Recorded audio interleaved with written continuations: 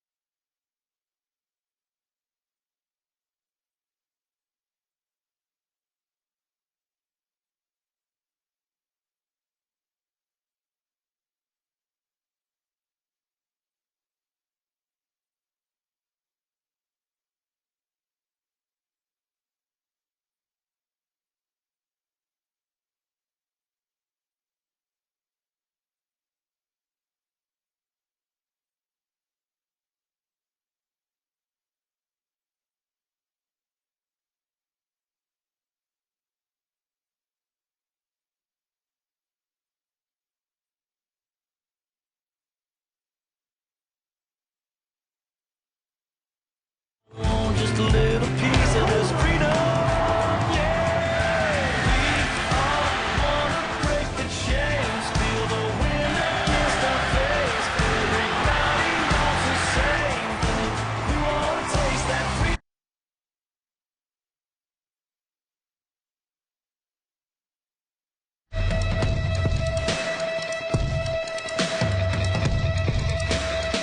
They all want just a little piece of this freedom.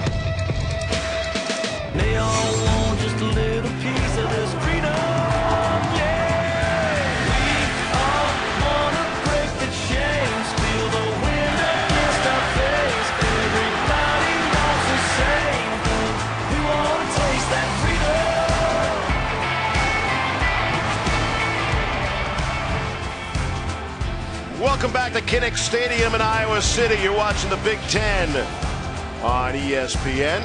Take a look at our first half stats, brought to you by Dell. As you would expect, not a whole lot to chew on. Hard-fought game. Wisconsin moving the ball pretty good up and down the field, just stalling out, unable to score. Big turnover at the goal line.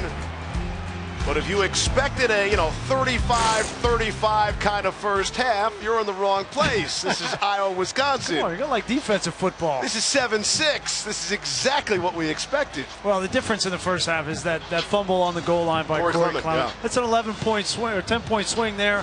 They should really be up 11 points in the first half, but as it is, a 1-point game.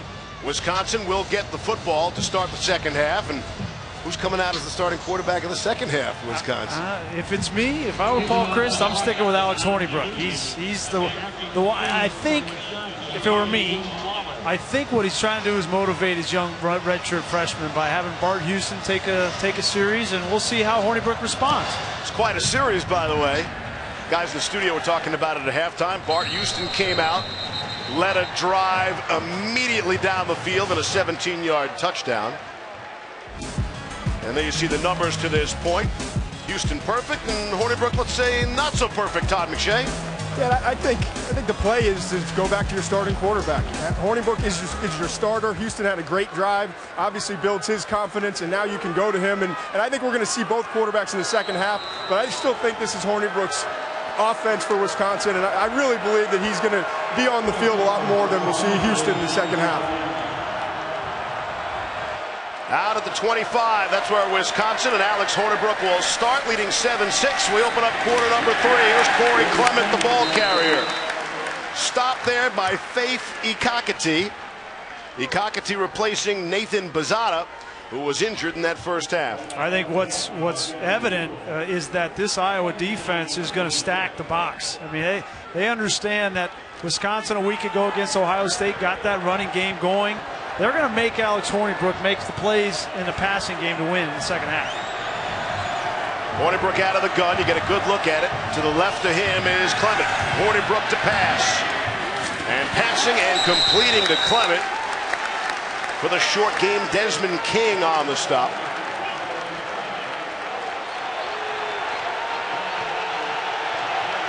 Got a big third down here early in the second half. This crowd is getting into the game. Come out of the halftime, if you're Wisconsin, you have the football, you got to put a drive together. You don't want to go 3 and out, give momentum to the Hawkeyes. 70,585 in attendance at Kinnick Stadium tonight. 90th meeting all time. Here's 3rd and 7. Hornibrook throwing and completing. Dare Ogunbowale, as usual, has the first down. Well, Iowa has had no answer for this route. They talked about in the first half, just a little Texas route, which to me means go out and then come back in. They clear out with Peavy, they clear out with Fumagalli, and it creates a vacuum in the defense. Great design out of the bunch by Paul Chryst, and that's the 3rd time Ogunbowale's made him pay. That's a giant hole to work with right there. It's impossible against a quarter's look when you've got 3 guys coming out and then a back fills in. Right back to Clement on first down. Really going according to the script, right? Clement on 1st and 2nd, Ogunbowale on 3rd. Matt Nelson made that stop. Nelson goes 6'8". He is the tallest player on the Iowa team. Sophomore from nearby Cedar Rapids. And it's an advantage for him, obviously, in the short passing game. He can get his hands up. But I really think it's difficult to play the defensive end position when you're that tall because it's such a big target on your chest for the offensive lineman. 2nd and 7. Here's Clement.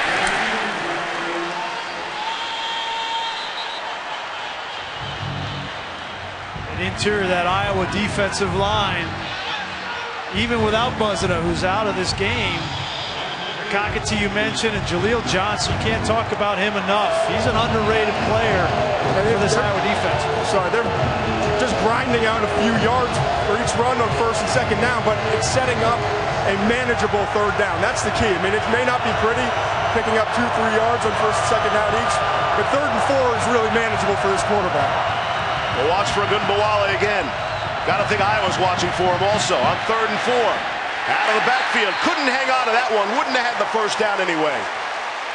Bo Bauer on the coverage. But it's a great adjustment. Ogunbowale's beat him coming to the inside 3 times. This time, you have to play inside if you're Bo Bauer because he's come in there, then you run to the flat. It was a great design play, just didn't come down with the grab. And to Todd's point, yeah, they're in third manageable situations, but there haven't been explosive plays outside of the Peniston catch for this Wisconsin offense. Here's Lottie to punt it away. High kick, looking right into the sun. Desmond King, all sorts of problems. Good job by him to hang on to that football after the 37-yard punt by Lottie. 1-point game in Iowa.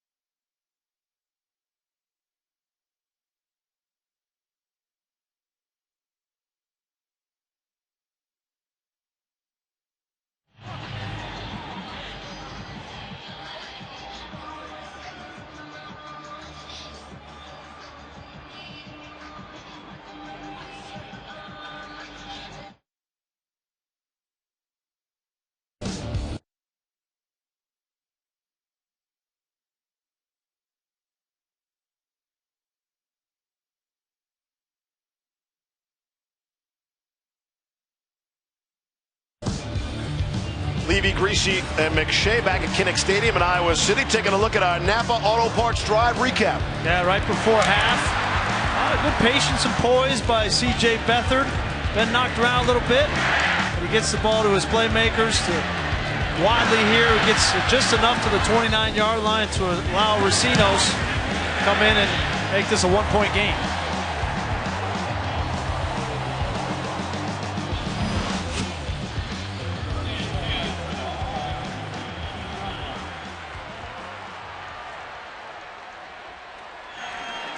Here come the Hawkeyes on first down and 10. Trailing by a point, it's LaShawn Daniels. Stopped by T.J. Edwards after a gain of about 5. And there's an injured Badger down on the field. Boy, that looks like could be T.J. Watt. Yeah. Boy, T.J. Watt has had a career marred by injuries. The 2 knee injuries when he was playing tight end for Wisconsin. He was rolled up on the back of his legs 2 times And that's why they ultimately moved him to defensive end. Paul Chris came to him and said, listen, probably what's best for you and your knees is to go to the other side where people aren't coming up behind you, but you can actually attack people. And good to see him up and jogging off. Garrett Dooley replacing Watt for the time being. Keep you posted. Todd reporting from the sideline. Derek Tyndall, the cornerback for Wisconsin, has a right leg injury and will not return. So we'll watch for that. Titus Booker is in Tyndall's spot, the freshman from Round Lake Beach, Illinois. On second down and 4. Hand off to Daniels. Football is out. No one knows it's loose. And Iowa, with Jay Shield able to recover that. Everyone's looking middle of the field at the pile, and that football squirted out. Where the Sean Daniels was trying to get a few extra yards. And a hit right on the ball. That's Figaro, Luburn Figaro, the corner. And Shield was standing around. He just noticed it. The coaches may have helped him see that ball. Heads up. What are we looking at? The ruling on the field was a fumble recovered by the offense in advance. Is under further review.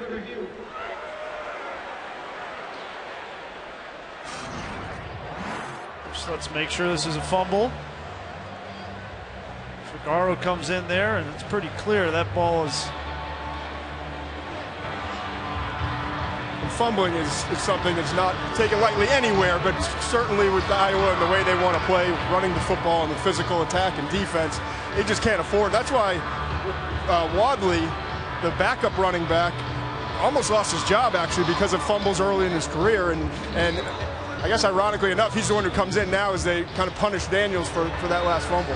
And you can't advance a fumble on offense as long as it's not 4th down, which it wasn't. And that was a hard hit on the ball. I don't blame Daniels for that. After further review, the ruling on the field is confirmed. First down, Iowa. So they get away with one. If they would have lost that ball inside their own 30, been tough to recover from. I hope that Todd didn't just jinx Akram Wadley there. You know, he's not going to mention how many touches he's had since he had his last fumble. It's been a lot, though. It's a good job by the young man. I do not believe in television jinxes. Beathard out to Riley McCarron. Going to throw it. Wide to throw it. And he's dropped down.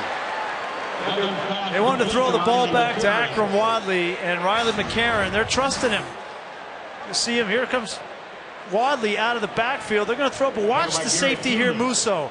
If McCarron decides to throw this ball, I'm not so sure it wouldn't have been intercepted. That was a good job by McCarron of just taking the loss. You cannot afford a turnover there.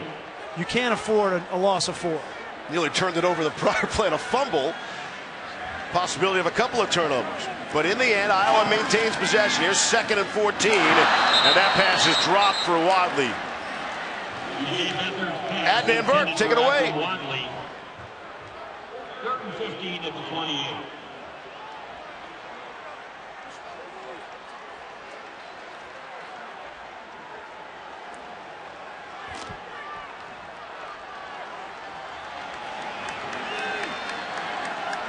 All right, Adnan, and back just in time for 3rd and 14. At their own 28. Look at this defense. Rushing 2, really. Dump it off to Daniels. Got some blockers in front of him. Nowhere near the 1st down mark. And Kurt Ferentz there was just happy to avoid 2 potential turnovers. You know, get a screen and get a punt and get out of here.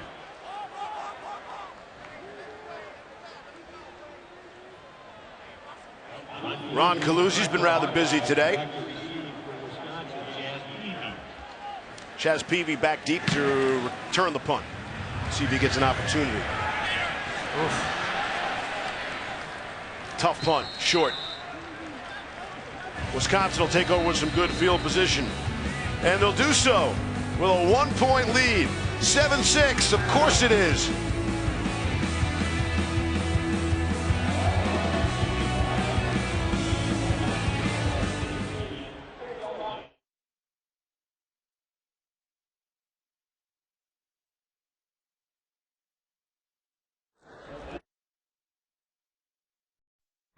ESPN College Football, brought to you by Cigna, together all the way, and Nissan, premier partner of the Heisman Trophy.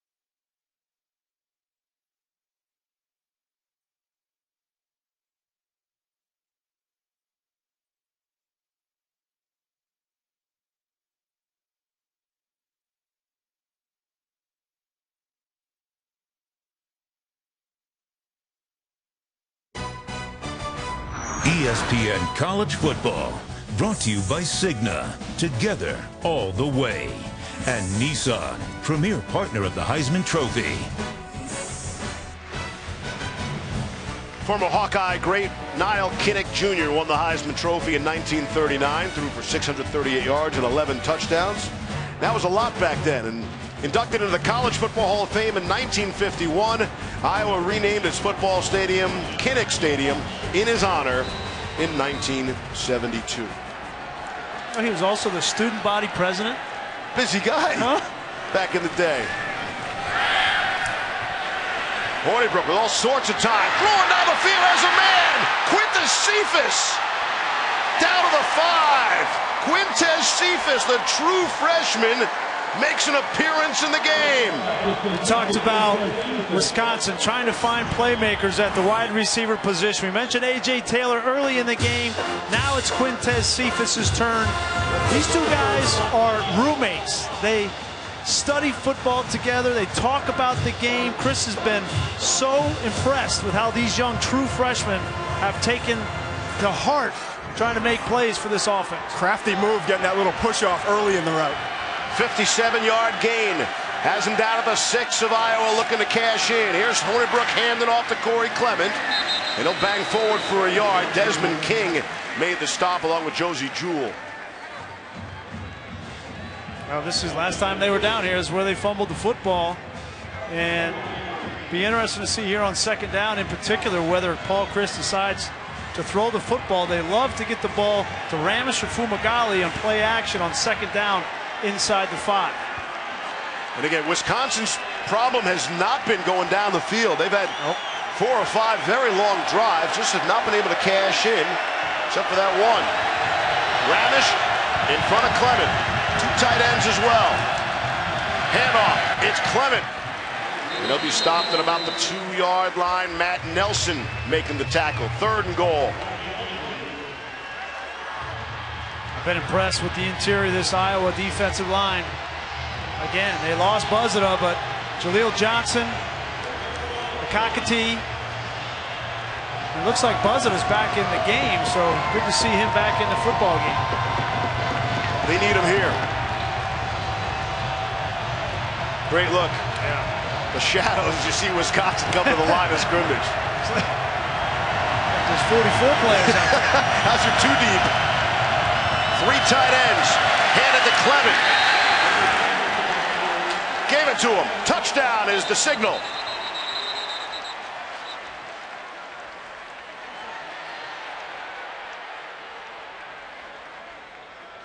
Well, it was close. I don't think he wanted to put that ball out again after fumbling the last time down, so he keeps it tucked high and tight. And I don't think he got in because he The didn't ruling reach on the out. field is a touchdown. Is under further review. Jaleel Johnson takes on 2 blockers there, and he's the one that finally gets Clement to the ground. I'm not so sure that ball crossed. No, I'm with you. And you have to think that Clement was told, do not do that again with the football, extending it over the goal line. Jaleel Johnson, you can't see the ball from that angle, but you can see the effort of Johnson. It looked like the ball started to come out right there. Well, I don't know that there's enough evidence to overturn that call, though, Steve. And again, the call on the field was touchdown. Jaleel Johnson is one of the 2 players on this Iowa defense that the Wisconsin coaches said just jumps off the film at you. One of the guys that really were concerned with heading into this game today, and Johnson a big stop there. Or what we think is a stop, we'll see. Well, and that elbow comes down, which means he's down at that point. I could see this going either way. And usually if that's the case, then the call on the field would stand. Let's see. After further review, the ruling on the field stands as called. Touchdown. And I think if they would have ruled him down at the 1-inch line, that would have stood too. 4 plays, 62 yards. The big play, 57-yard pass. Hornibrook to Quintez Cephas for 57 yards, setting up the touchdown. So Clement atones for now getting in there. Here's Endicott. He's missed 1 extra point this season. He nails that one. 14-6 Badgers. Still want to go back to Houston? Right. Let's check in with the guys. See what the guys in the studio have to say about that at a later date.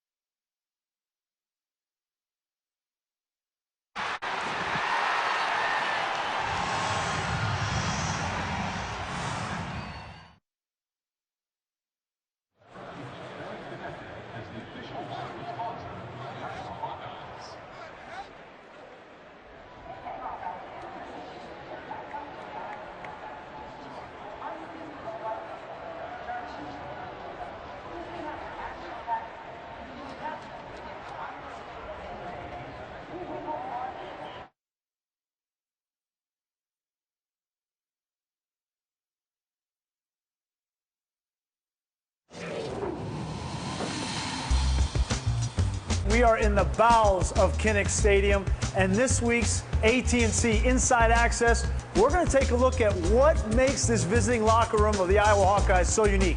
Come on inside. So welcome inside the mind of legendary coach Hayden Fry, a psychology major at the University of Baylor, and he studied the psychology of color.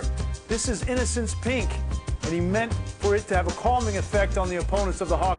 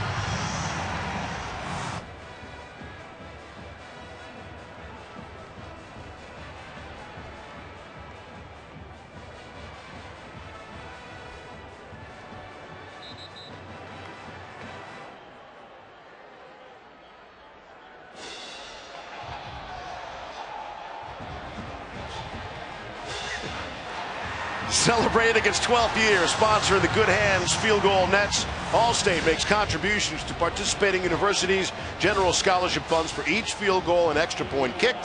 To date, Allstate has contributed millions in scholarship funds. Good on them for doing that. 14-6, Wisconsin. Best two-loss team in the country, the Badgers, ranked 10th in the nation, despite consecutive losses. That's something else. Meanwhile, just beyond the stands here, you get a good look. That's the Stead Children's Hospital, Stead Family Children's Hospital that they've just built here. It looks like a beautiful building with a better cause. Well, it's a great idea because you can see the top level of that building. They call it the press box. And once this hospital opens, the kids will be able to go to that top level and they can see over the stands to the field so they can watch the game. They got like a better view than we do. That's over awesome. Here. What a great idea. Anytime you can put a smile on a sick kid's face, man. They said they're going to pump the AV in there too so they can hear the call of the game. It's going to be awesome. First down and 10. Handoff is Wadley. Hey, so that was a live picture we showed you. Is that football out? Fighting for the ball out. They're still fighting. Only now do we get the whistle. Boy, isn't having trouble hanging on to the football. Daniels has had trouble. Clement has a fumble in this game. Alec James might have knocked that free, and James is the guy signaling there's no Wisconsin football. Yeah, the officials haven't signaled anything. Normally when they haven't said anything, and then that's been a fumble. They're waiting to see who comes up with it. I can tell you this, the whistle had not blown. Beagle says it's Wisconsin's ball. The officials say no. Iowa's going to retain possession. That's Butker that comes up from the pile with it. Oh, it's Akram Wadley. Todd did jinx him. I know. I was hoping you weren't going to remember.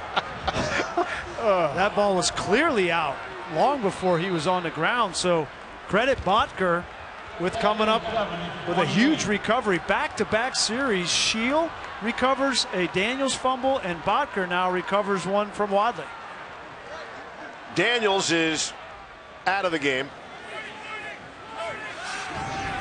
Wadley checks out after the fumble. Daniels in, and then Beathard able to fight off one hit and throws it away. Jack Sitchie had the hit on Beathard but couldn't bring him down. And that was one of the stories for the Wisconsin defense a week ago.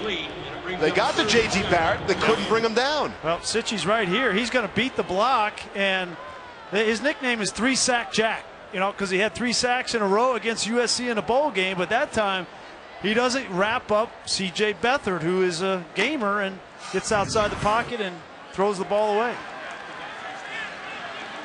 3rd down and 7. It's got to be so frustrating for a linebacker or a defensive lineman. You get home and you can't punctuate it with a sack. 3rd down and 7. Here's Beathard. Off the fingertips of Jay Shield. Couldn't bring it in. Well, they wasted a good protection down from that offensive line up front. All kinds of time for Beathard to step up and throw the football. And it looked like Smith had a little trouble getting out of that break on the comeback, and the timing was off. Here's Ron Caluzzi. Punt number 6. He ran up and took a big hit. Jazz Peavy will pick it up on a bounce for Wisconsin and spin away out to the 38-yard line. Our referee, Jeff Cervinsky, was right next to the punter, and he was declining. I think he might have been saying that he was blocked into the punter. I thought he was going to run with it for a second there, too. It's a 45-yard punt. I don't like those rugby punts. He definitely wasn't blocked into him. That could have been called. That's Arrington Farrar.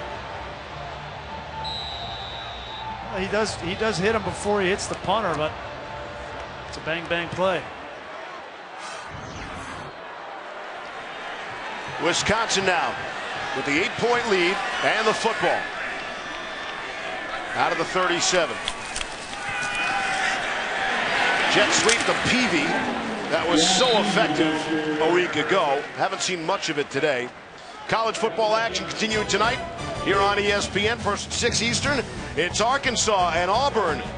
And then at 9, Ole Miss will head into Death Valley to take on LSU. Both games also available streaming live on the ESPN app and watch ESPN. A couple of showdowns tonight throughout college football.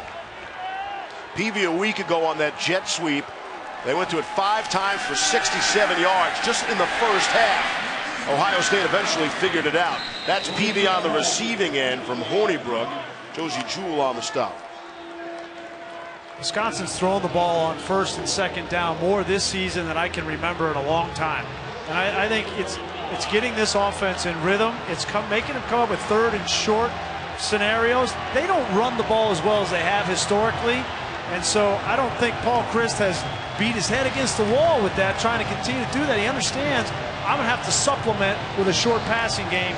It's helped him so far this season. Case in point, they're getting a 3rd and 1. Last time was only the 3rd time in 22 years Wisconsin did not have a 1,000-yard rusher. Hornibrook from under center hands it off to Clement, and he has enough for the 1st down. You know, speaking of numbers, all these guys have eye-popping numbers in high school. I get that, Grease. Corey Clement, and as a senior in high school, had 1 game, okay? 18 carries, 419 yards. I took the liberty of doing the math. That's 26.6 yards per carry. I know it's high school, everybody, but wow, Glassboro High School in New Jersey. 18 carries for 419. Today, the average is slightly off. 23 carries for 69 yards and a touch. I give him a lot of credit. You know, last year was not a good year. He was hurt. There was a lot of people questioning his selfish approach. He's come back strong. Hornibrook throwing down the field's got a man, and he overthrew Peavy. We never overthrow at Ninberg.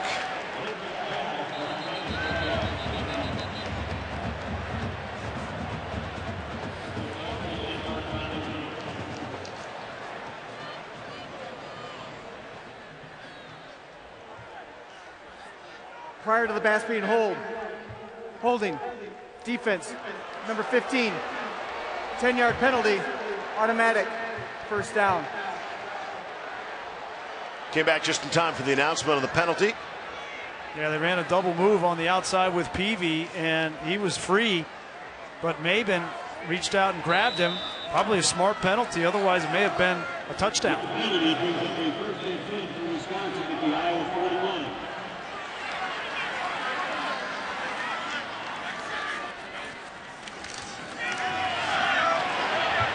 Hand off to Clement, and you have to respect the jet sweep every time. They're constantly setting people in motion, Wisconsin.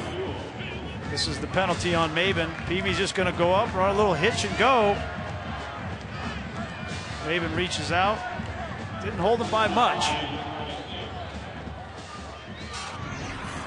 But yes, you do have to respect that jet sweep, and all you need is that linebacker to make one little shuffle, and then you get a big guard coming downhill on him and a big back at 230 pounds right behind him.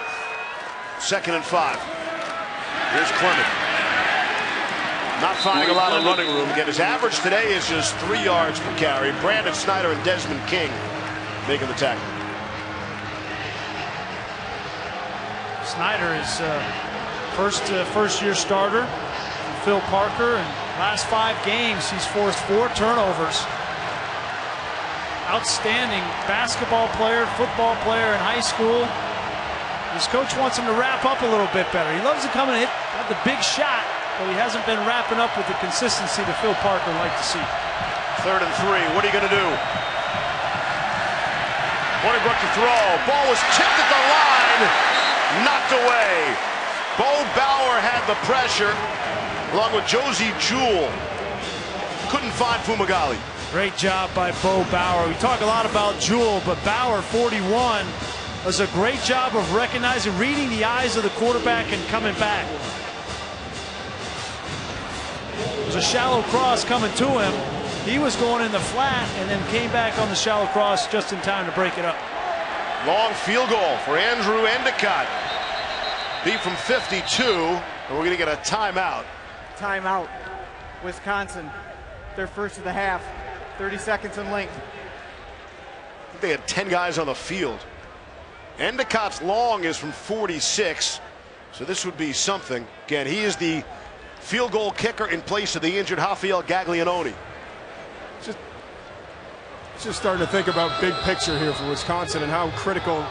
We had less than 20 minutes left in this football game. They start the season 4-0, including a win over LSU, at Michigan State, and then 2 losses in their last 2 outings to 2 of the top 3 ranked teams in the country. They're still very much in this college football playoff picture, but they've got to get this win today. And they host Nebraska next Saturday. Big one.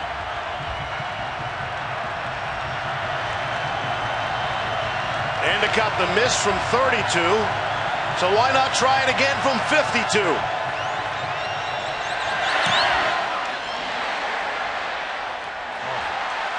Missed it. Keeps it a 1-score game. Absolutely, that was huge.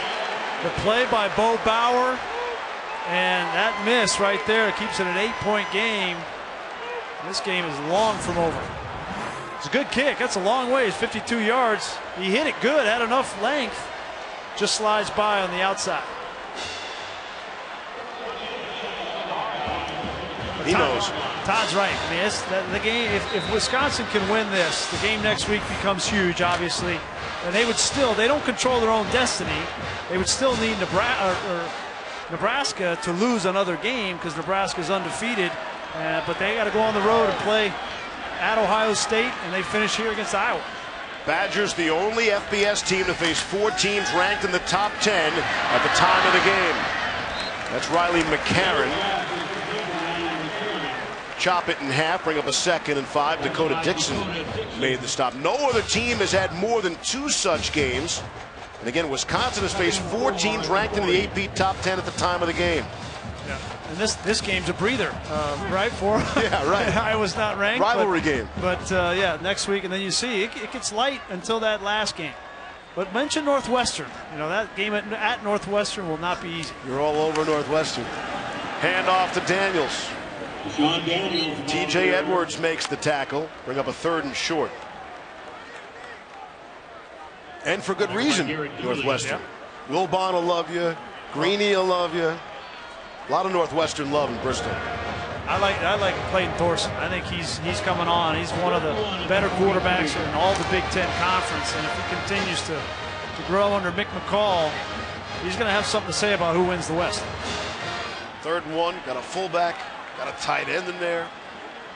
That's Daniels, the setback. Going to give it to him on 3rd and 1. Nothing doing. Not even close. Wisconsin led by Garrett Dooley with a big stop to get off the field. These guys have been quiet. Beagle's been quiet. TJ Watt, Garrett Dooley. But Dooley right there with a great job of taking on the kick-out block. Coming up with a big stop on 3rd down. You know, Dooley's, the thing about him, he may not be as fast as Beagle or TJ Watt, but he's a little bit bigger. He's 250 pounds, and he's low to the ground. Very difficult to root out in the kick-out block. Galuzzi puts it in the air. Jazz Peavy will let it bounce. Once again, Adnan Verk.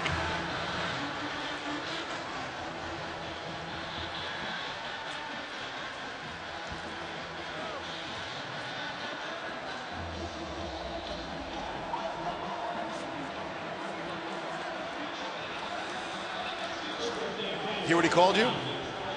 No, what do you call him? Gentlemen. Oh, Must have been referencing Michelle.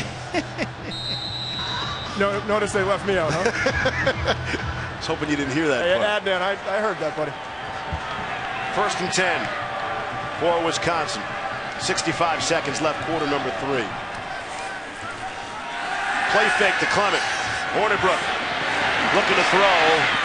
And looking to throw it into the 2nd row. And again, these stands are tight, man. You are right there. It's got to be a fan's dream.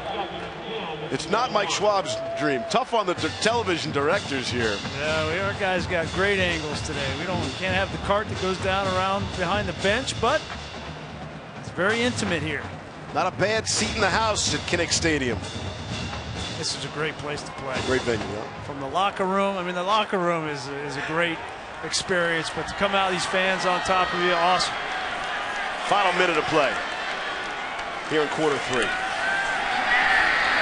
Second and 10. Jaleel Johnson, and I believe that's our first sack of the afternoon for either team. Johnson goes right over Benshaw. Benshaw has no shot. You know, Phil Parker was telling us Jaleel, and he wants to go. When he wants to come off on the ball at 110% effort, there's nobody in the Big Ten that can block him, and Benshaw had no chance right there. Carl Davis was a third-round pick last year. I think this guy's even better. He's got all the talent in the world. Johnson making his 22nd consecutive start today. Here's 3rd and 19.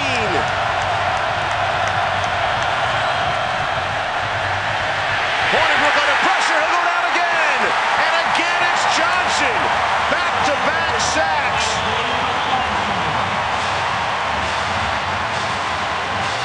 And that's how the third quarter will come to an end.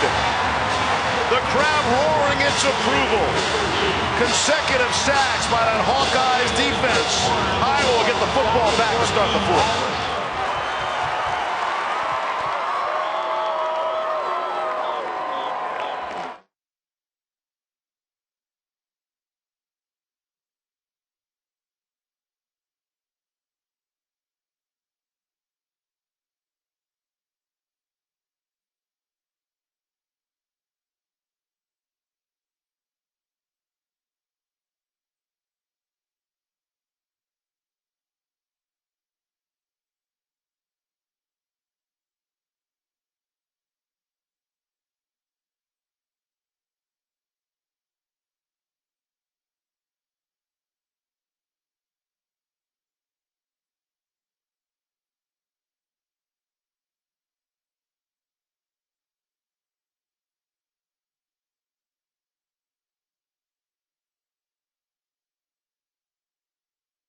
Welcome back to.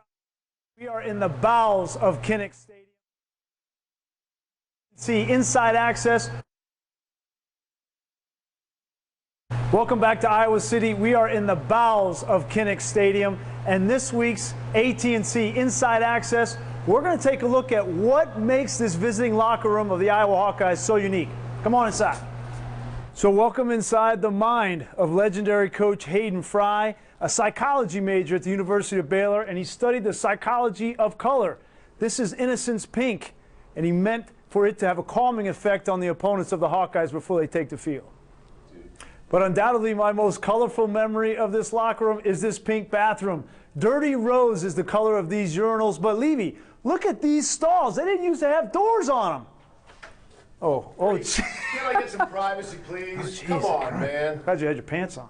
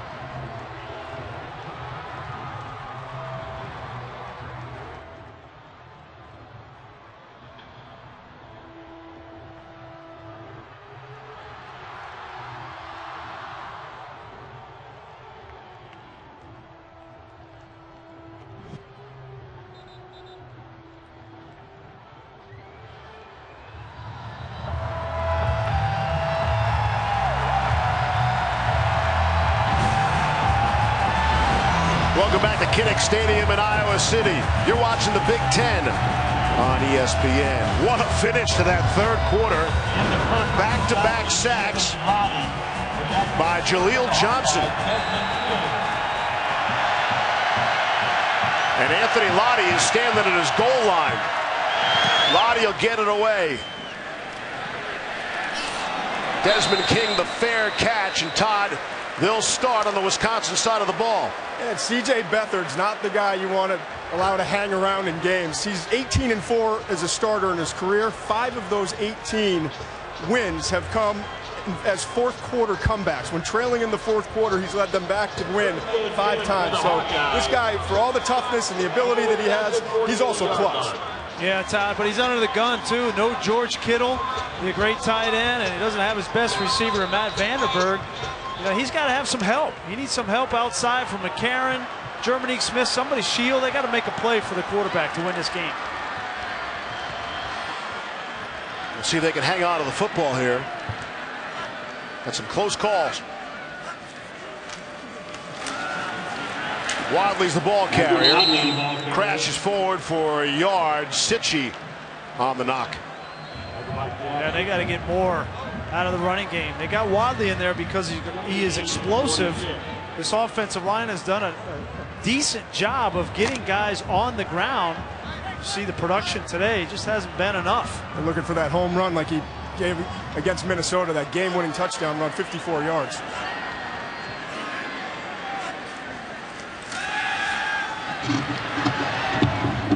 Beathard throwing it away. Just good recognition there by Wisconsin defensively.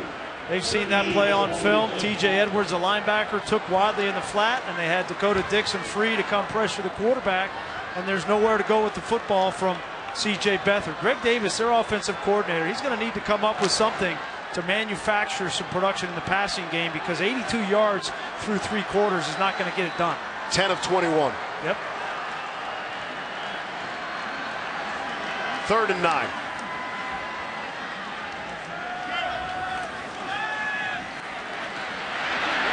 Beathard's going to get taken down.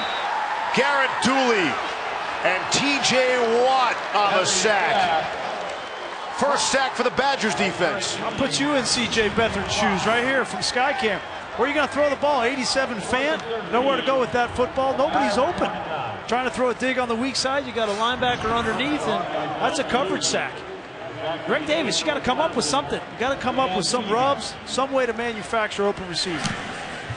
Jazz Peavy, you can see trying to shield his eyes from the sun.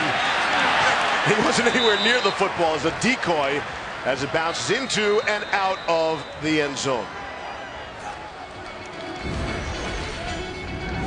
A couple of strong defensive stands these last 2 series. Iowa football trailing by 8 when we come back.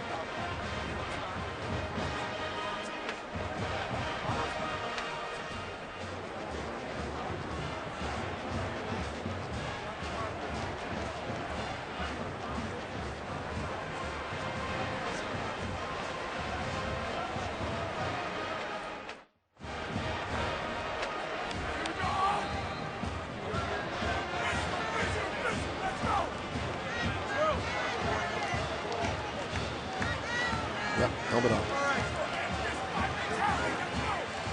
Great college football action continues tonight. 6 Eastern, 17th ranked Arkansas, number 21 Auburn. Then at 9, 23rd ranked Ole Miss and 25th ranked LSU. Both games also available streaming live on the ESPN app and watch ESPN. Wisconsin has the football, of course. And at quarterback, if you guessed Bart Houston, you are correct. Houston is second series of the game. First down, he's handing it off to Corey Clement. Brandon Snyder forced him out. So what about this? Don't ask me why. Well, there's two parts. It's why, and B is, if you're Alex Hornibrook, how are you taking this as a starting quarterback in your own right? Let's start with the most important thing. Okay. Is how does it affect the game? That's the most important thing. It's a one-score game, okay? 8-point difference. Now you got two quarterbacks coming in. You're also rotating centers, Steve, okay? Brett Connors was in there. Now you got Michael Dieter in there. First and foremost, you fumble a snap here, you're putting the game at risk. That's number one. Off the play fake. And the throw. And the completion of Fumagalli with some running room. Brandon Snyder makes the stop, and I think Bart Houston is perfect in the game when it comes to passing. Yeah, he's 4 for 4, throwing the football, safe throws here. It's a good job. It's a good job knowing. That's why we call it naked, by the way. You asked earlier. See, there's nobody blocking the outside defensive end. It's a nice job recognizing that, giving ground, and getting the ball to Fumagalli. Another thing just to keep an eye on, it certainly has not factored in considering he's 4 for 4, but a righty compared to Hornibrook, who's a lefty. Yeah. It's a great point, Todd. I mean, the entire offense potentially changes because of the way they throw the football. Handoff, Corey Clement. And listen, this decision between Houston and Hornibrook, we were at camp with Wisconsin. I mean, this came down to the very end before Coach Christ eventually named Houston as the starter for that opening game, but it was very close, and you got the sense Houston really only got the nod because he was a senior. Well, I think he played better. I think if you ask Chris that, he'd say he played better. And then they win the LSU game, and everybody's feeling great. Then they play Akron, and they blow out Akron. But it was really the Georgia State game where Bart Houston struggled, and it was after that game that they kind of made the switch to Alex Hornibrook. 2nd down and 8, out of the gun. Houston throwing. And there's his first miss of the game, the first target, Robert Wheelwright. 3rd down. They'll get loud again here. Yeah, and this situation, last drive was Jaleel Johnson's time, right? So I think the reason you see a new center is because Brett Connors on the last series got beat twice by Jaleel Johnson. That's why they moved Dieter to center. Let's keep an eye on that matchup right here in the middle. There was talk about going to Tyler Biadish as well, the true freshman, another center. Here's 3rd and 8. Houston's got to get out of there.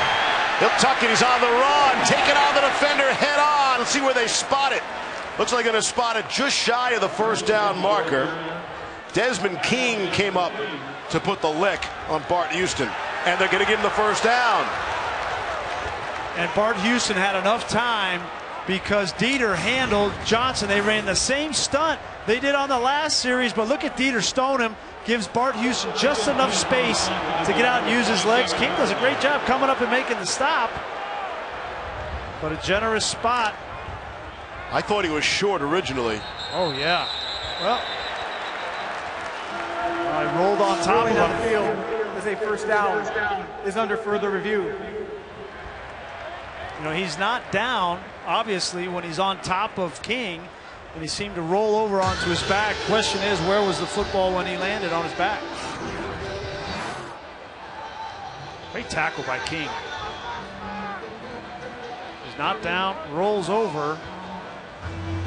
Again, that's pretty close, which means that shoulder comes down right there. I think he's short. Tough call. I think he's short. Yep. By the naked eye, I had him short too. There's that word. It keeps popping up in the broadcast. Can't understand. Yeah, the ball was in his left hand.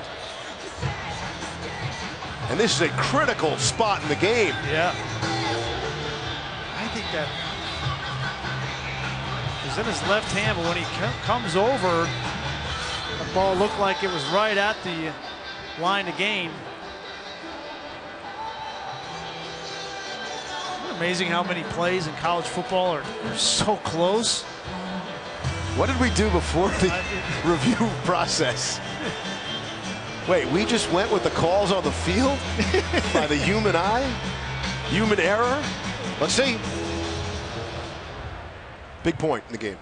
After further review, the ruling on the field stands as called. First down. How about the effort, the second effort by Houston?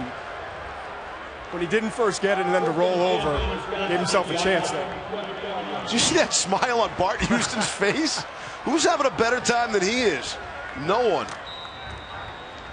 Is that a Jim Harbaugh reference? I didn't mean to, but as a matter of fact, the one rush for 8 yards gives him the first down there across midfield. Handoff to Clement.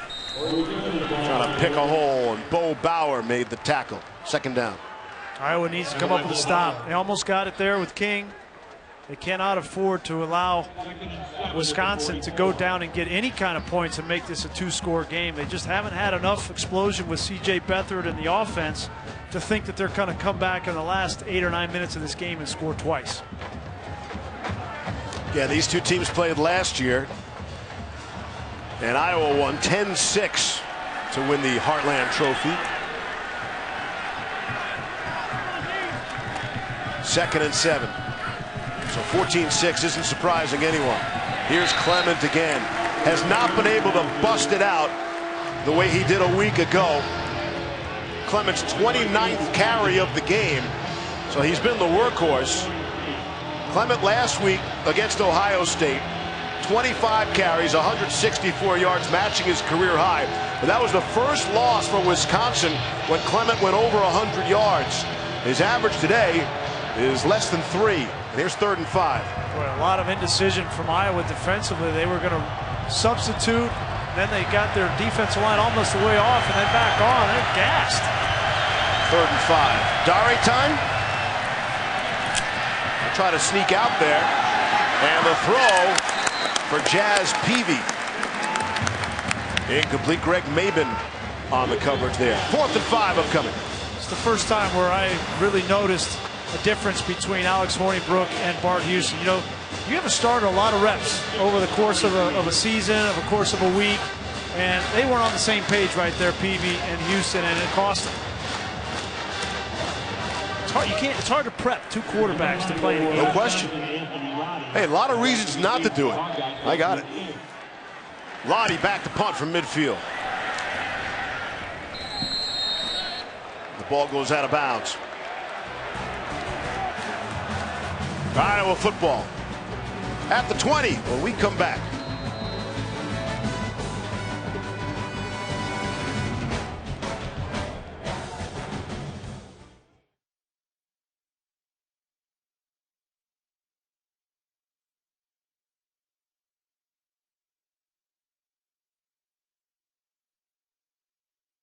ESPN College Football, brought to you by Ford. We go further.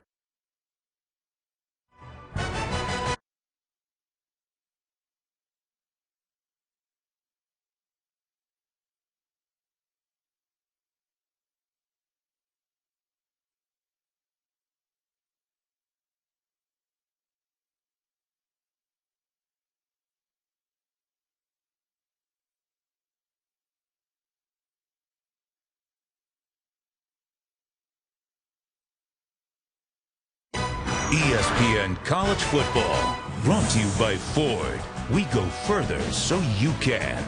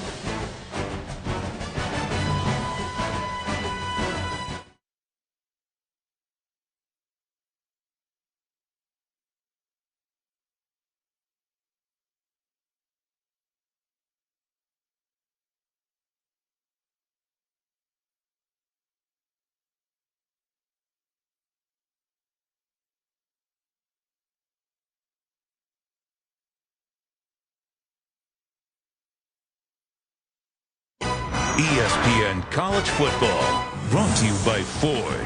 We go further so you can. Go further and take the train. A unique view of the Iowa Interstate Railroad train as it rolls just outside of Kinnick Stadium. And tonight, following Ole Miss and LSU here on ESPN. Stay tuned for SportsCenter at night. Bucci and Nicole Briscoe. All the news, highlights, and analysis from everything in sports. Wrigley Field's going to be wild tonight in Chicago. Game 6 of the National League Championship Series. SportsCenter at night tonight, following college football. This Wisconsin defense on the season has been one of the best in college football, and again today, they've had Iowa's number. Iowa's number the last 3 series, not very good. That's Akram Wadley out of the backfield. Maybe just shy of the first down. Iowa's previous 3 possessions have all been 3 and out. So that Wisconsin defense has done the job. Can they do it again in a 1-score game? 9 minutes left. So we mentioned Greg Davis, their offensive coordinator. You got to do something different, and so he has. Now you see no huddle. They're going to go up tempo, throw the ball on first down, get the ball in the hands of your playmaker, Akram Wadley. 2nd and 1. Here's my call, Grease. Love the 2nd and 1. It's Riley McCarron on the quick screen. And he has the first down. Dakota Dixon wrapping up. It's interesting. Greg Davis kind of treating this like a 2-minute offense. Even though there's 8 minutes and 50 seconds left in this game and you're only down 1 score, he knows that this is the drive where they've got to go down and score.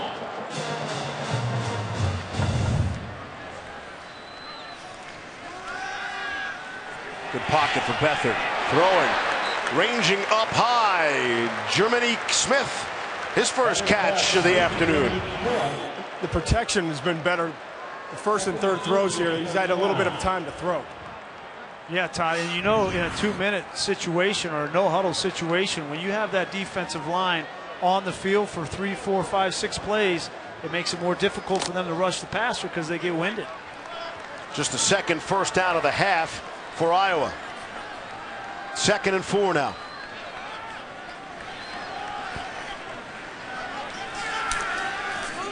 Rushing 4. It's McCarron with some running room. Out to about midfield where he's slammed out by Titus Booker. Back-to-back bubble screens. That's replacing their run game. They haven't been able to run it against this stout front 7, so flip it out to McCarron with a couple of lead blockers, and he gains another first down. Keep an eye out for Noah Fant, the tight end. We haven't heard much of his name today, but he's athletic and can create some mismatches with his size. Beathard is 4 for 4 on this drive. And looking to go up top again. Short pass for Wadley. He can make some people miss. And he's down to the 35-yard line. Here come the Hawkeyes on the move. Yep. Now what's Justin Wilcox going to do? Maybe you need to start bringing some pressure, play a little bit tighter, man-to-man. You can't let Akram Wadley just come out of the backfield. Free release, he's beat you on back-to-back plays. Straight handoff this time to Wadley. Cuts it to the outside. And steps out of the 31. That's that lateral agility that we talked about. Watching tape of him, so explosive with his ability to cut. He can string together moves, and then he accelerates off his cut foot. All the great backs in terms of creating yards with their ability to make defenders miss have that kind of ability, and Wadley's showing it right there. 6th play of the drive. That's the first run play. And while Todd was talking, we saw Jack Sitchie go off the field hurt. Oh, look at this. Beathard's going to take off up the middle. And CJ leans forward for an extra few.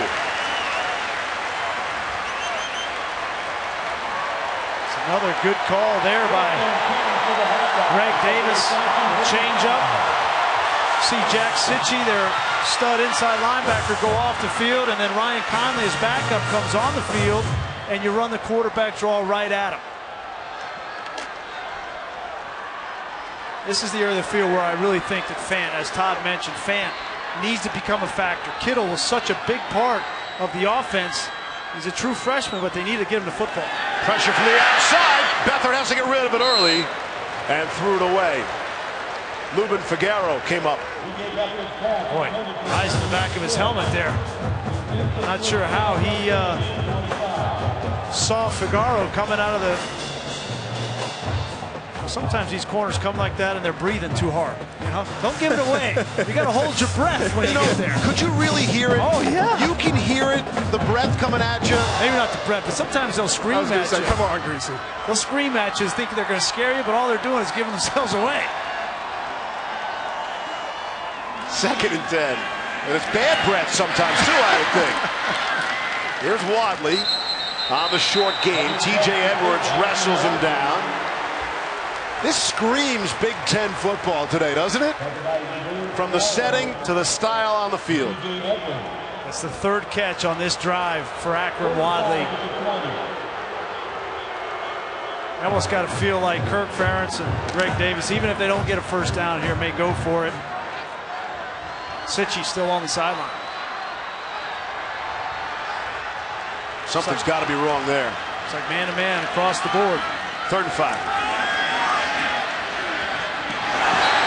Throwing. Looking for Riley McCarron. Sojourn Shelton on the coverage. Yeah, 4th there's down. no chance there. Justin Wilcox brings a pressure, and this ball had to be released. Another miscommunication there. It looked like Beathard thought McCarron would be inside. The thing about McCarron is he doesn't have that physical stature to get off of man coverage consistently, and Shelton gloved him. And that field goal attempt, no, from 38, Keith Duncan misses. Still a 1-score game. But you'd like to have that. After Miguel Racino's hit from 47 earlier, they go back to Duncan, and he misses. Not even close.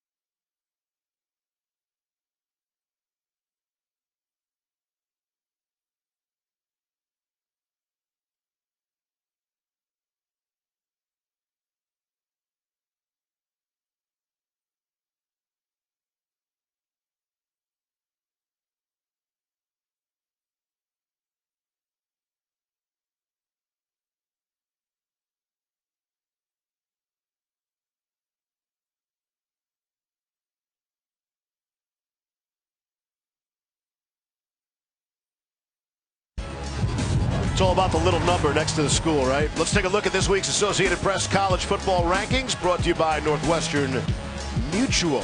Is it Alabama and everybody else for you, Grease? No, it's the top 3 and everybody else for me. But certainly that's going to be a great game coming up here in a little bit.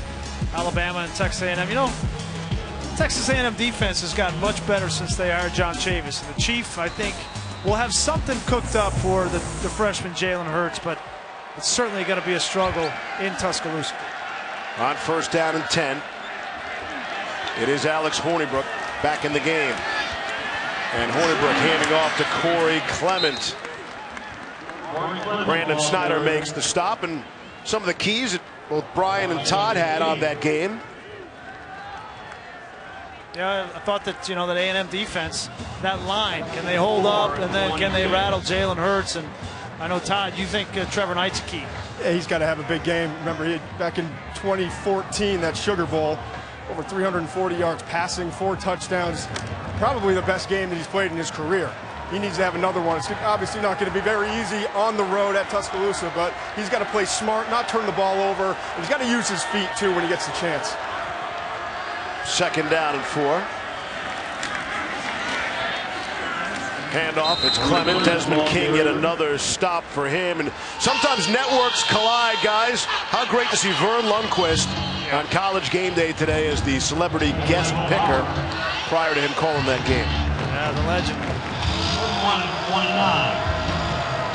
Alex Hornibrook's back in this game. Got to make some plays here, you know, 3rd and 1.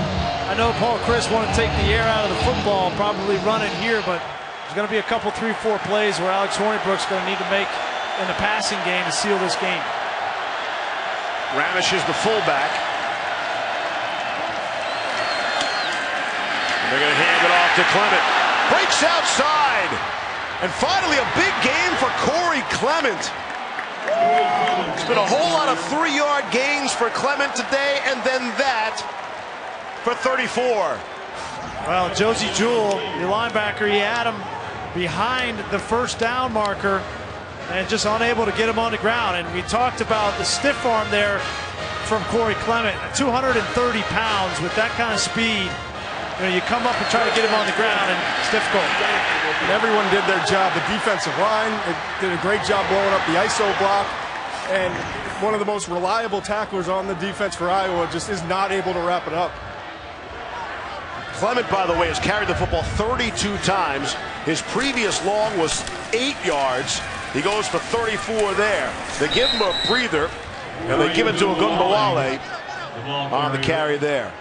He's been the workhorse. Again, the average is not what you'd like it to be, but he's been carrying the football all afternoon. At the end of the day, the production, and you wonder, you know, as you have a physical back, you get into the 4th quarter, all those physical downhill runs start to take their toll, and all of a sudden the Jaleel Johnsons of the world aren't, you know, in the backfield, and it takes that's been the Wisconsin recipe for a long time, and this offensive line and running game starting to take over in the 4th quarter.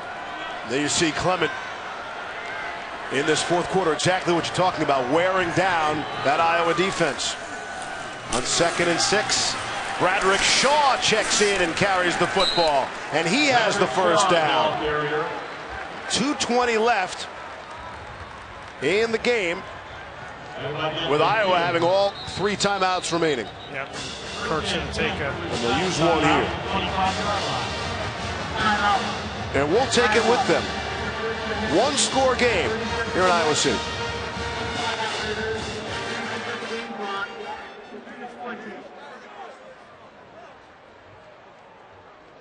Show your team loyalty with Hawkeye Check when you open a U.S. Bank consumer checking account. Visit one of our convenient branches for more details. U.S. Bank, equal housing lender, member FDIC.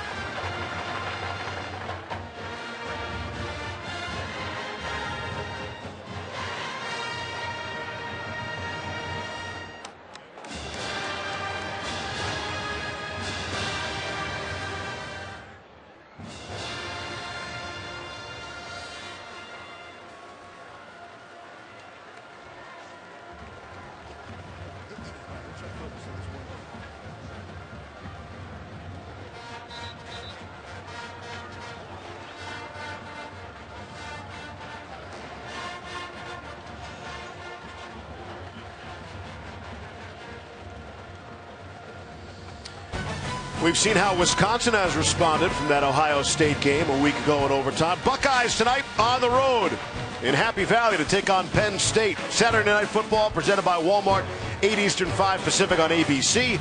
Also available streaming live on the ESPN app and watch ESPN. Got JT Barrett in your Heisman top 3? Top 5 for sure. Wow.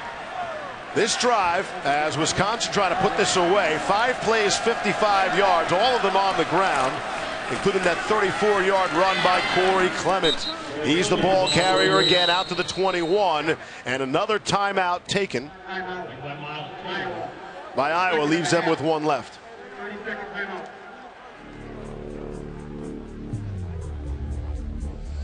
This top 4. See? I mean, Lamar Jackson, especially, I know he's going off again today. Jabril Peppers is definitely in it for me. JT Barrett definitely in it. I don't think that Jake Browning, I mean, he's having a great year, but I don't think that that he's going to be in it at the end. Is there somebody else? Saying he's going to be out. This guy's going on the run.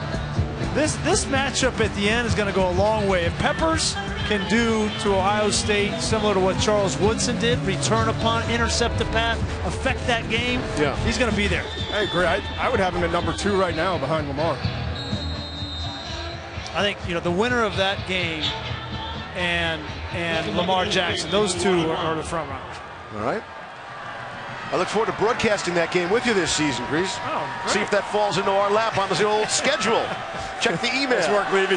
2nd and 5 upcoming. Give to Clement again. And another timeout. That should be Iowa's last with 2:12 left. Take a look at our blimp-worthy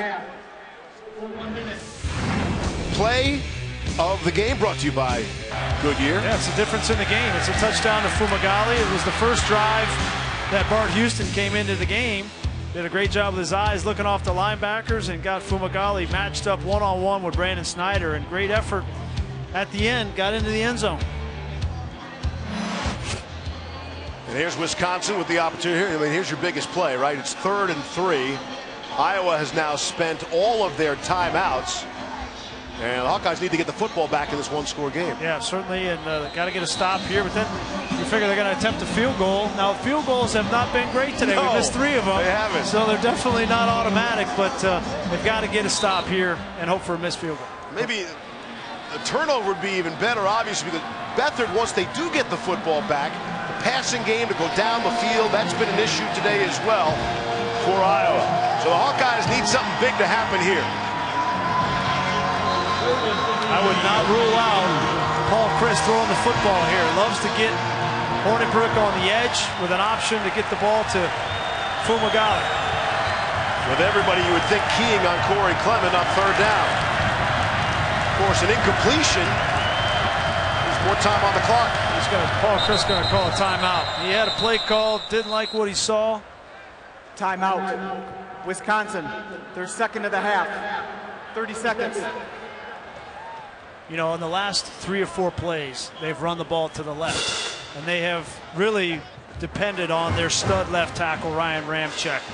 Came into the season, nobody in college football knew who Ryan Ramczyk is, but everybody knows who he is now. He's one of the best left tackles in the Big Ten and in college football, and they're really riding him here on this drive. Guy played a couple of years at Division III Wisconsin Stevens Point before transferring and sitting out a year. Kind of took the Joe Panos route. You know, Joe Panos did the same thing, and they found Paul Chris recruited him to come to Pittsburgh, and he said, you know, I don't think I want to leave home. I stay home, and so he went to Whitewater, and he was studying to be a welder. Imagine that. Welder or football? Maybe I can make a living at this football thing on Sundays. We'll find out. Doing a terrific job here on Saturdays. Here's 3rd and 3. Wisconsin trying to put this game away. Clement stopped initially by Bo Bauer and just gets back to the original line of scrimmage along with Josie Jewell there, and it'll bring up 4th down, and the clock will tumble down under 2 minutes. See what Paul Chris decides to do here. He'll probably let it run all the way down, and he's going to call a timeout and then take his time to make a decision. But they lost yardage there. If they would have got, you know, a yard or two and brought up a 4th and 1, he might have thought about going for it, but he's going to call a timeout and then attempt a field goal. And you just have to remember, too, this is their backup kicker, Andrew Endicott. Came in the game 4 for 4 on field goal attempts this year, but struggled today. Endicott has already missed from 32 and 52.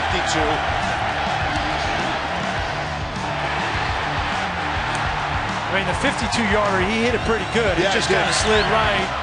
You know, the shorter one was bad. But if I'm Paul Chryst, I'm looking at this as with a season view. You know, this is a top 10 team, and we have designs on going to the Big Ten championship, and I'm going to need my kicker. What a great opportunity here, you know, to give him a little bit of confidence to seal a game. This would be from 35, 36 yards away. He came in, you know, to perfect on the season, and now McShay's, you know, selling him down the river. Won't even let him attempt to field goal. What are the odds that the holder and long snapper have the same first name, both named Connor? No relation. We'll call it 36. Andrew Endicott, the senior, pressed into this role, as Todd mentioned, because of the injury to Gaglianone.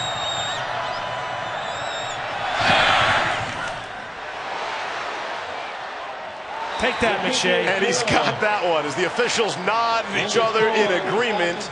That is up, and it is good. And all of a sudden, it's a 2-score game with Iowa trailing now by 11 and out of timeouts. I mean, you don't have another kicker, right? Gaglianone is out, and you got to get some confidence in this kid going for the rest of the season. And it's a good call, decision by Chryst, and Endicott delivers. Good 4-minute offense there by Wisconsin. They used 4:01 off the clock. And it was that old Wisconsin formula: run that football, find your best offensive lineman, ram check, and feature. You know, the other thing on that drive is they brought John Dietzen back into the game at left guard. Dietzen has been hurt. He's had a high ankle sprain most of the year and hasn't been reliable to play. But, you know, we're talking to Paul Chryst. He felt like their best run-blocking offensive line unit included Dietzen and Ramczyk on that left side and Dieter at center, and they finally got that combination. Taking on for Wisconsin, TJ Lazowski, and back to receive for the Hawkeyes, Desmond King. Desmond King, a look for a big return now for Iowa. Might be their last hope. Yeah, he'll run this one out for sure. Here's King, finds a seam outside, has some running room. Desmond King will cut it back inside. He's going to get caught from behind. Brought down at the 20-yard line. Said you needed a big play, and Desmond King provides it. 77-yard return. Boy, Desmond King, why would you kick it to him? He comes into the game leading the Big Ten in return yardage, both punt and kick returns. He's their most dynamic player on this Iowa team. They give him an opportunity, and he sets up C.J. Beathard inside the 25.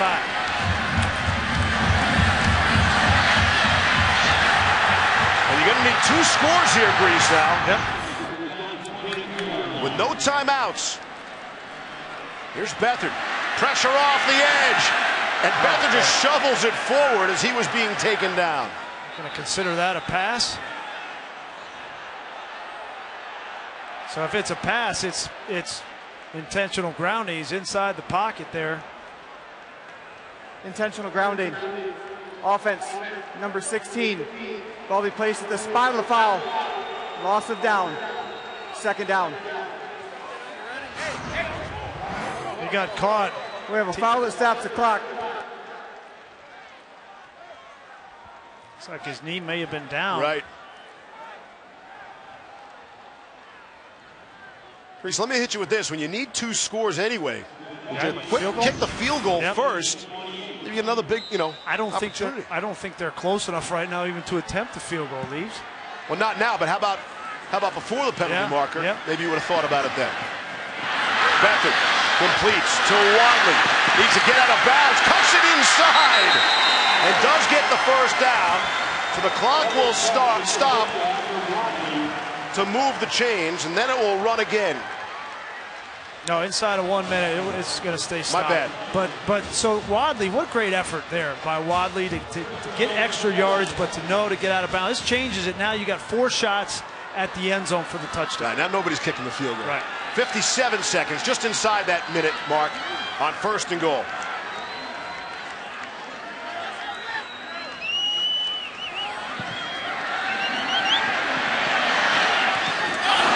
Nearly intercepted. Ryan Connolly able to break it up, looking for Riley McCarron. You got to get a little more pressure on C.J. Beathard. You can't let him sit back there and take 3 hitches. Ryan Connolly's playing for the injured Jack Sitchie. Good look from our pylon cam there. 2nd and goal upcoming. You got Riley McCarron in the slot up here, and this is Vince Beagle. Obviously, they're doubling him, but a mismatch. Beathard was looking that way. Scooped off the turf. Did he grab a touchdown? Noah Fant. Did he grab that off the turf? We mentioned Fant had to be played big today for the injured George Kittle. He runs an out and up. Got it. He's got it. Oh, that was closer than you thought initially. He's got the call on the field is touchdown. The ruling on the field is a touchdown. Is under further review.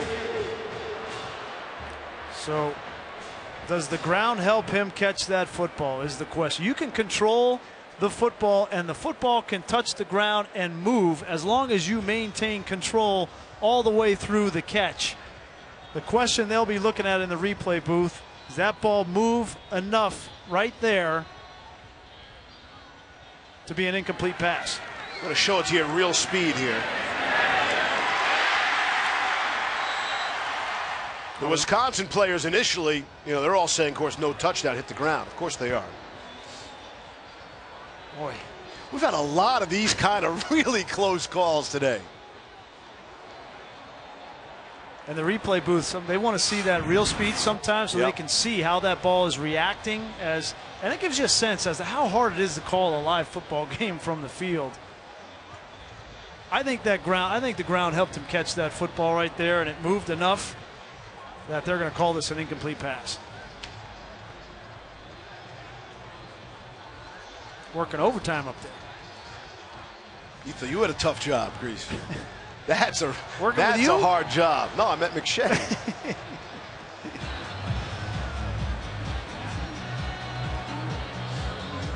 You guys are relentless today, huh? Big Ten football, McShay. Yep, 4 quarters.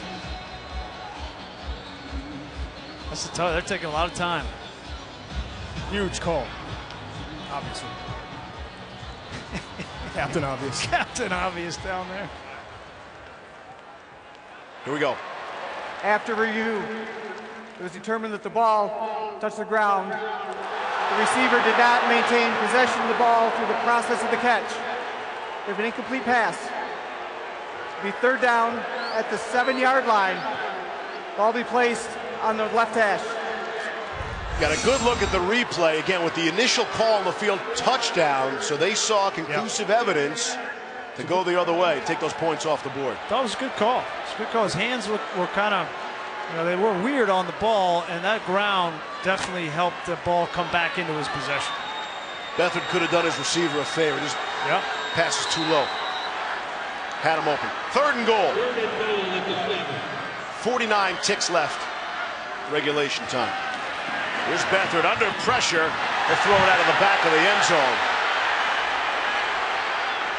Alec James. That's a great knocked hit by Beathard James. down. Yeah. Good Beathard clean slowly hit. picking himself up now. Good clean hit by James. He comes free. Little miscommunication. That's football right there. So here you get the field goal attempt now. Yeah, now you want a field goal and then onside kick and try to get back down in position, take a couple other shots at the end zone. Here's Keith Duncan. 3rd try. And that is good from 25. Back to a 1-score game, but there's 43 seconds left. Iowa has no timeouts, and they're kicking off.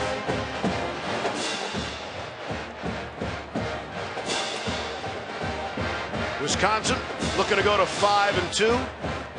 Again, how many teams got consecutive losses and still be ranked 10th in the country? Not many. Right? Not many. But don't count these guys out. They are certainly in the conversation. If they're able to hold on here, the game next week will be huge. That game in Evanston is a sleeper. And the rivalry game against Minnesota, I don't think Illinois or Purdue are going to put up much fight against the Badgers.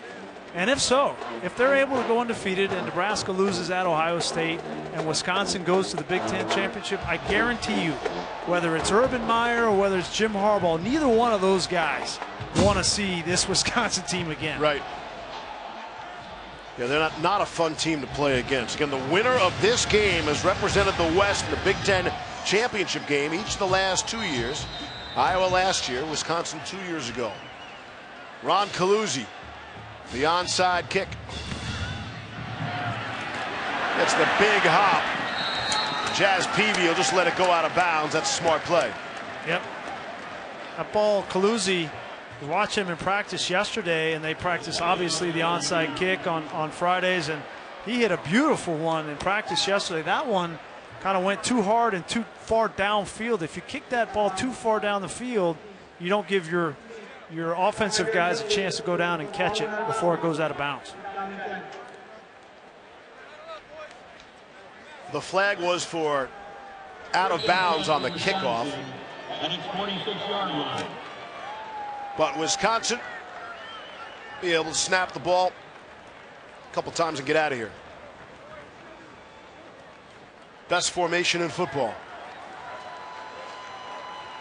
I think that Kurt Ferentz can take some positives from this game. You know, the games he lost at against North Dakota State and Northwestern, they were run over on the defensive side by those teams rushing the football.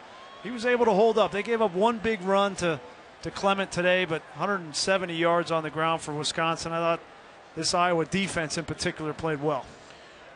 They're going to fall to 5-3, Iowa. All three losses coming here at Kinnick Stadium, which you would not expect. These guys get to run over and get that bull. Yeah. Bruiser the bull. Trophy time. The Heartland Trophy. Iowa had won 6 straight trophy rivalry games. That streak comes to an end here today as 10th-ranked Wisconsin defeats Iowa 17-9. Down to the field. Here's Todd. Hey, Coach. Coming off 2 back-to-back losses, 2 top 3 teams in the country, and 1-score battles. What did you learn about your team today? Well, I think it reinforces a lot of I think they did a good job all week, just turning the page, and they've done that all year, regardless whether it's good or bad, and we knew coming in here was going to be hoping to make it quite a battle, and it was, and it takes everyone, and games play out differently. You just got to keep playing through it, and I thought they did that, and proud of the work and the effort and the togetherness they're doing it with. You were able to get the senior Bart Houston in the game. How does that help your team moving forward, just the confidence that he gets from this? I think we're one of those teams right now, we need everyone, and I think that showed there with some guys stepping in when some of the DBs got hurt, and so we need everyone to be the best we can be, and I think that's one example of it. What's it mean to win the Heartland Trophy? It means that you beat Iowa. That's a good thing. It's a good answer, Coach. Congratulations. Thanks. I appreciate it. Safe travels. Okay. All right, Todd, just perfect. That is the correct answer. So Iowa, they go into their bye week. They're next at Penn State on November the 5th. Wisconsin will host Nebraska in a massive game next Saturday. Our final score, 17-9. 10th-ranked Wisconsin on top. Up next, stay tuned for College Football Scoreboard presented by Honda. For Brian Greasy, Todd McShay, and our entire crew, I'm Steve Levy. The pink visiting locker room not a factor today. Wisconsin a winner on the road.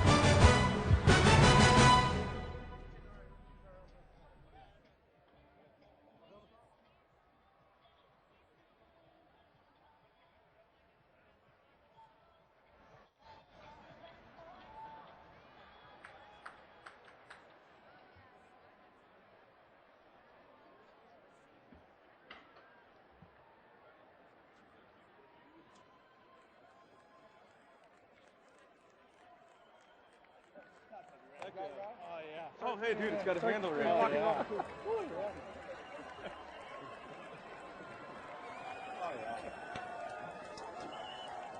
Oh, yeah. Let's go. Heck yeah. We got it. We want it quickly.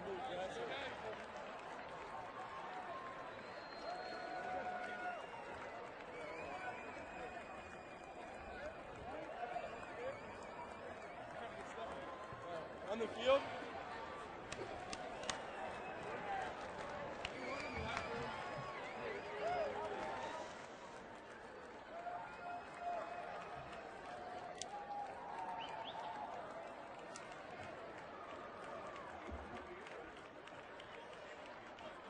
You're coming straight up.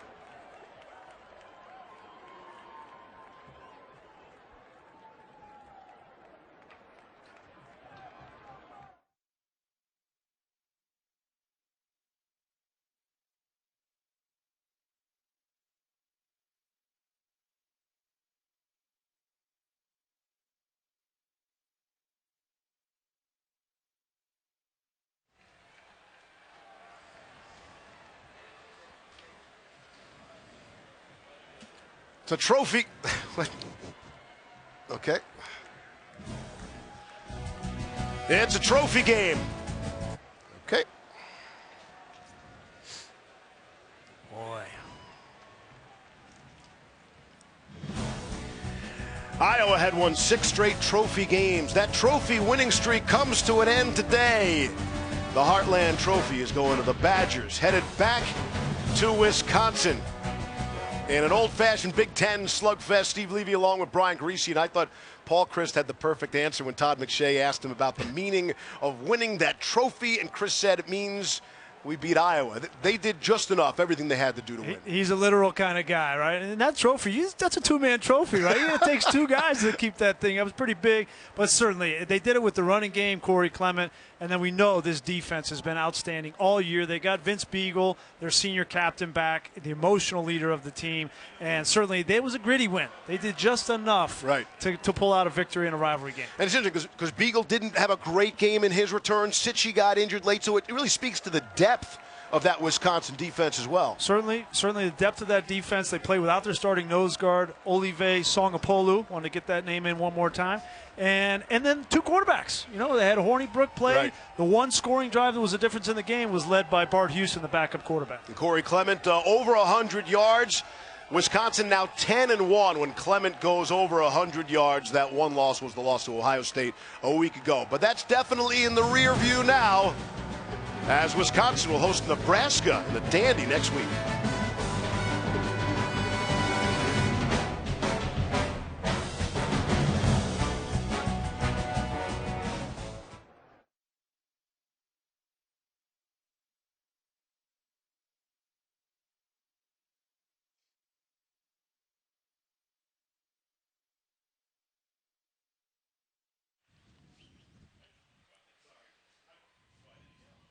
Wisconsin goes on the road after an emotional game in Camp Randall, the loss in overtime to Ohio State. How would they respond in a rivalry game against Iowa? It was a gritty game, hard-fought, low-scoring, a lot of defense, and 2 quarterbacks for Wisconsin. We saw Alex Hornibrook.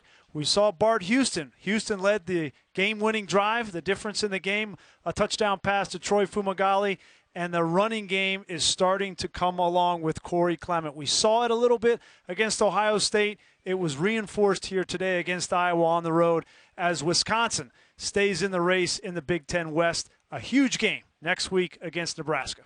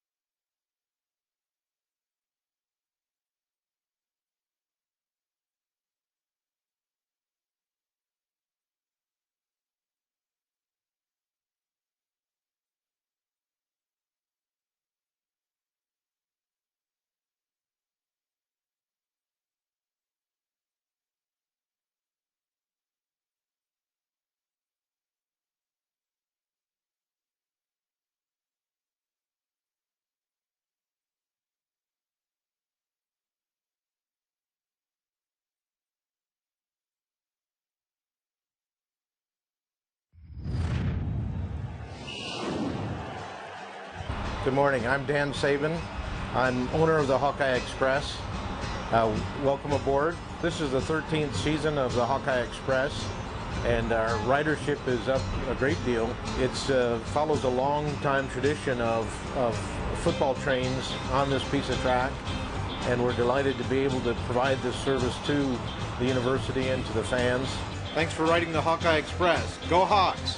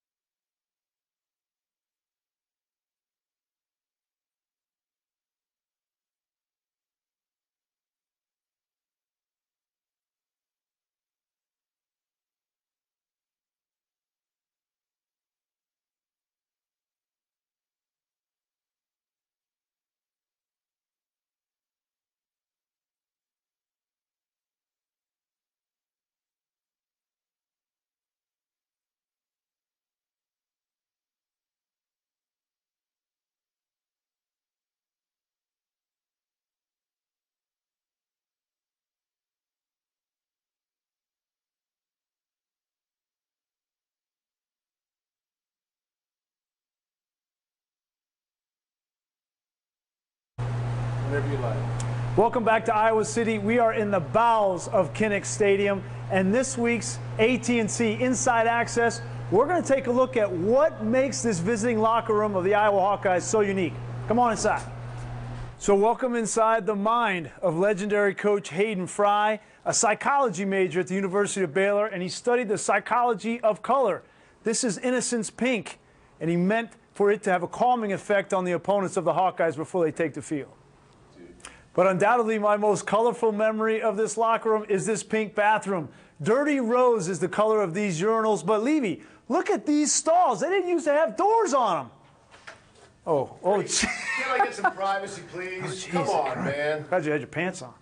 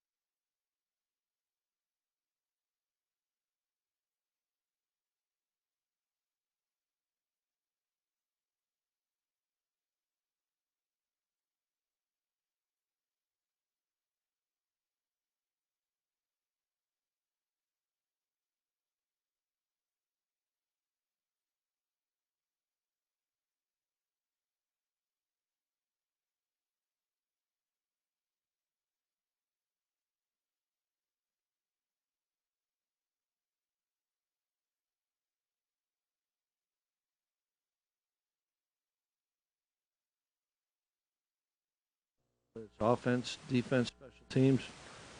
You know, it wasn't perfect, but guys kept playing. Talk about a great effort by Leon. You know, Jacobs on the last kickoff return and kept straining and kept going. But defense, they gave us a chance to, they gave us a chance to win this one, and they closed it out, the way we wanted to. I mean, you give up, I don't know what it was, first downs they had or whatnot. And they made some plays, and they got good players, and they're well coached. But the guys just battled.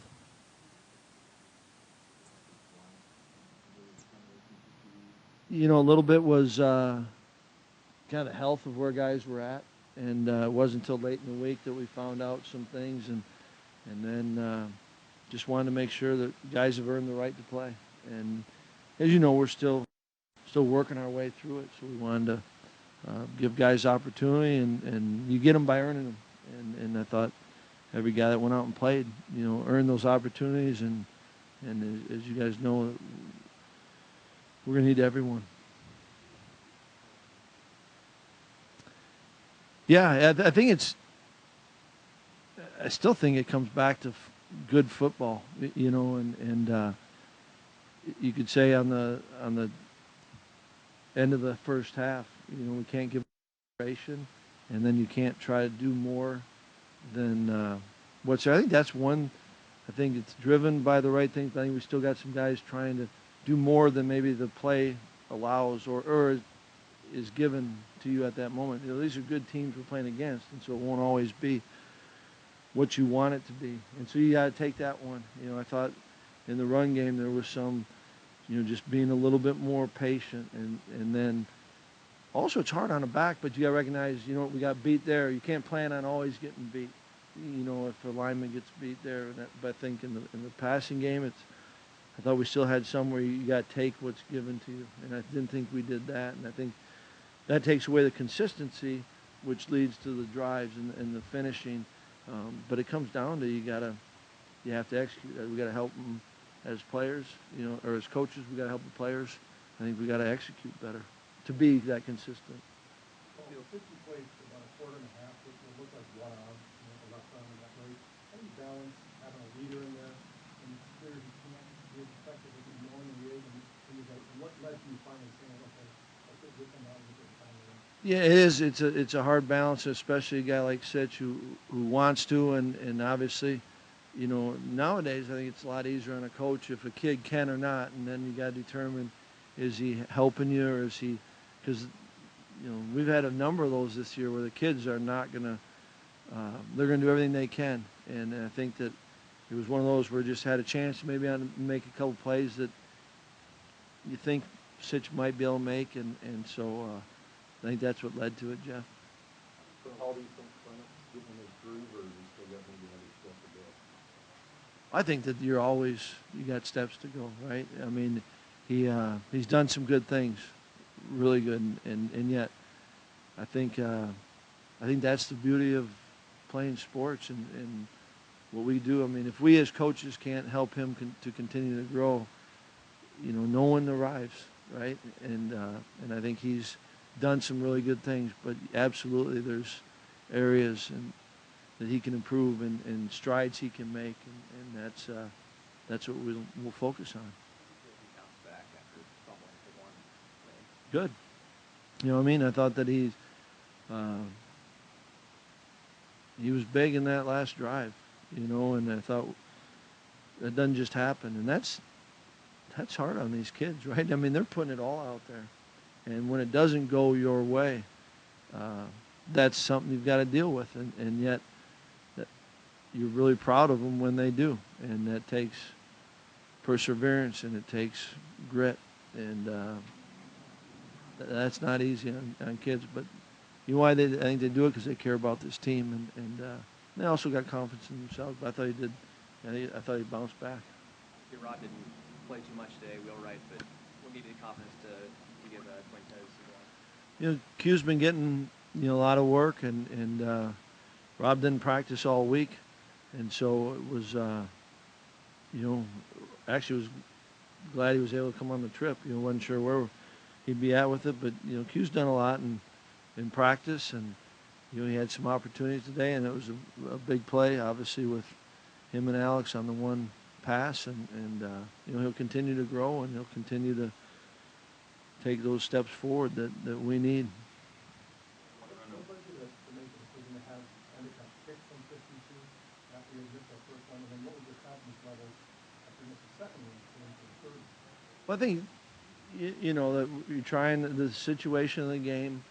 You're trying to make it two-score game, and he's got his leg strength is not typically hasn't been the issue, and so I thought that whether it's 52, and I get it, right? That's a long kick, and yet whether it's 52 or 38, I think that he's capable of it, and that was it was pretty cool to see him have to go through it, but handle it and go through that, and that was a huge kick at the end for us, and so we've got confidence in his leg strength, and I think that you gotta trust that the kids are, they also know how to adjust. They know how to,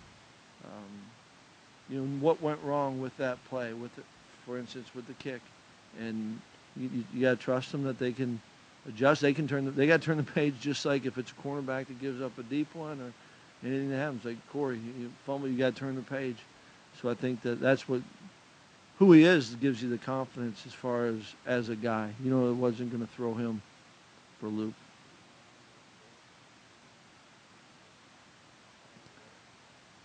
Yeah, I always, when I think, Tom, when this whole thing started, I thought that we probably needed both, and